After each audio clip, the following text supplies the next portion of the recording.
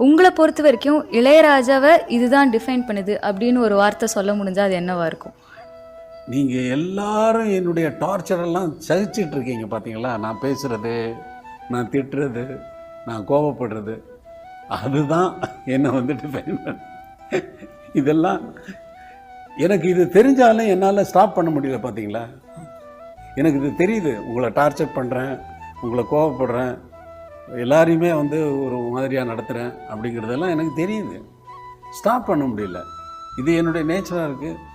என்னையே நான் டாலரேட் பண்ண முடியல அப்படிங்கிறது தான் இது அர்த்தம். விமர்சனங்களில் வந்து எனக்கு நான் பண்ண தப்பை வந்து சுட்டி காட்டினாலும் அந்த தப்பை வந்து நம்ம திருத்த போகிறதில்ல, திருத்த முடியாது. நடந்தவை தான். திரும்பி போய் நம்ம வந்து செஞ்ச தவறுக்காக நம்ம வந்து இது பண்ண முடியுமா? செஞ்ச தவறை வந்து காலம் கடந்து வந்து போய் திருத்த முடியாது. அதனால்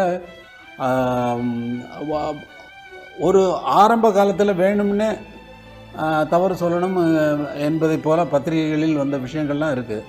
அதனால் நான் பத்திரிகை படிக்கிறதே விட்டுட்டேன். ஏன்னா அதனால் டிஸ்டர்ப் ஆகிட்டு நான் வந்துட்டு இருந்தேன். டிஸ்டர்ப் ஆகும், என்னை பற்றி ஏதாவது கிசு போடுறது அல்லது என்னை பற்றி ஏதாவது ஜோக்ஸ் போடுறது, இந்த மாதிரி பண்ணிக்கிட்டு இருந்த